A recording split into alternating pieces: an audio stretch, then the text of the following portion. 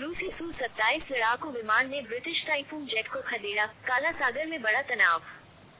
रूसी लड़ाकू विमानों ने काला सागर के ऊपर उड़ान भर रहे ब्रिटिश रिकॉन्सेंस प्लेन और लड़ाकू विमानों को खदेड़ दिया है।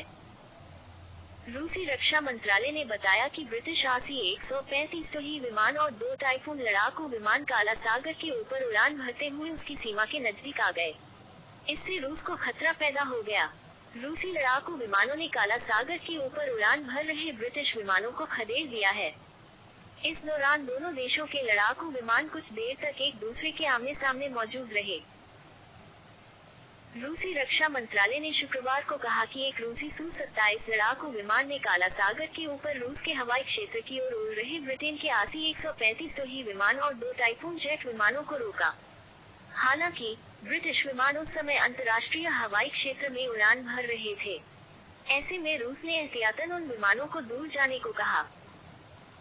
रूसी रक्षा मंत्रालय ने कहा, 26 जुलाई को काला सागर क्षेत्र पर रूसी हवाई क्षेत्र नियंत्रण ने रूसी संघ की राज्य सीमा की ओर बढ़ रहे हवाई लक्ष्यों का पता लगाया। रूसी संघ की राज्य सीमा के उल्लंघन को रोकने के लिए ड्यूटी पर तैनात वायु रक्षा बलों से एक सू-27 लड़ाकू विमान को हवा में उड़ाया गया। रूसी लड़ाकू विमान के चालक दल ने हवाई लक्ष्यों की पहचान ब्रिटिश वायुसेना के RC-135 रणनीतिक ही विमान और 2 टाइफून लड़ाकू विमानों के रूप में की। मंत्रालय ने कहा कि जैसे ही रूसी लड़ाकू विमान पास आया, विदेशी सैन्य विमानों ने रूस की राज्य सीमा से यू-टर्न ले लिया। यह एक सप्ताह में दूसरी ऐसी घटना है।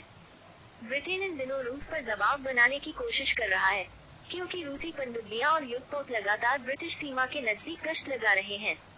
ऐसे में ब्रिटेन वैसी ही कार्रवाई कर रूस को घेरने की कोशिश कर रहा है।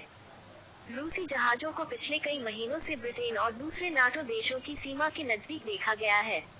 ये युद्धपोत आर्कटिक तक गश्त कर रहे हैं और नाटो के हितों को चुनौती दे रहे हैं। ऐसे में ब्रिटेन रोमानिया में मौजूद अपने एयरबेस से ज्यादा रिकॉन्सेंस उड़ानों के जरिए रूस को परेशान करने की कोशिश कर रहा है।